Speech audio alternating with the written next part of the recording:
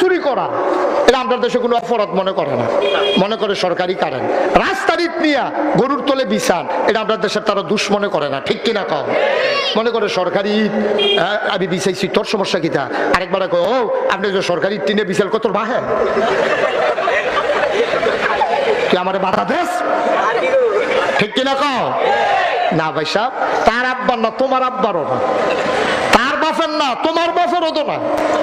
এবার একটা সহজ কথা বলি, মনে করেন আপনাদের ইমাম সাহেব আমার কাছ থেকে 50 টাকা নিচে কোম্পানিগঞ্জ, যে হুজুর হঠাৎ করে বিপদে পড়ে গেছি, আপনি নাগেশের পিসা বুঝুন না বলে সিদ্ধেশ্বরী মসজিদে যে গেলেন, হুজুর আমার চিনছেন নি। এবার ইমাম সাহেব কি ব্যাপার, হুজুর 50টা টাকা আছে নি দেনছেন। উনি আমার থেকে 50 টাকা নিচে মনে করেন নিয়া উনি বলছে যে হুজুর আমি মোবাইলে পাঠাই দেবো। উনি আর পাঠায় নাই, ওনার এতেকালের আগে আমারে ফোন দিছে যে হুজুর আমি যে কোম্পানিগঞ্জ আপনার থেকে 50 টাকা নিছিলাম আমি তো দিতে পারি নাই, আমার তো শরীরটা ভালো না, হুজুর টাকাটা কেমনে ফাড়াইতাম। আমি কইছি ইমাম সাহেব এইটা আপনি মনে লইয়া বইয়া রয়েছেন মিয়া, 50 টাকা নিলে নিছেন সারছে, এটা নিয়ে আপনি টেনশন করেন না, আপনি এই টেহার চিন্তা করে মরণের বাহিরে খেলা আপনি মরে দেখেন,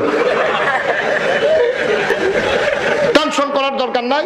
আপনি এই টাকা নিয়ে টেনশন করেন না, মনে করেন আমি সান্ত্বনা দিলাম, এই টাকার ব্যাপারে আমার কি আর কোনো দাবি আছে? ওনার কি আর জবাবদিহিতা আছে? উনি কি কিয়ামতের ময়দানে আটকাবে? কারণ যেহেতু আমার টাকা আমি মাফ করে দিছি, এখানে বলার আর কিছু নাই। কিন্তু আপনি যদি কারেন্ট আংডা লাগাইয়া কারেন্ট চুরি করছেন, আপনি রাস্তার থেকে 2টা ইট নিয়ে গরুর নিচে বিছাইছেন, আপনার তখন টান টান শরীর ছিল, আপনার শরীরে জোর ছিল, দলটা ক্ষমতাটা ছিল, কতবার উহি দিয়ে গেছে রে দলটা করি, ডর দেখায় মানুষের, বাবির লোকে কাজ লেগেছে পুলিশের ডর দেখায় বড়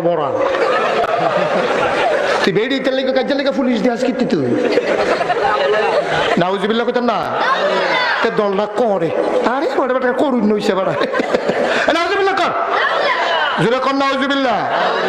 আপনার দলটা ক্ষমতা ডাক দেউন না নাই, আপনি রাস্তার ইট নিয়ে বিছাইছেন গরুর তলে, কারেন্ট চুরি করছেন আংডা লাগাইয়া, এখন মরার সময় আপনার একেবারে নিষ্ঠা অবশ, আপনার আতুরা দিয়ে ফিরতে চাইছে, আপনি দুঃখ পান না।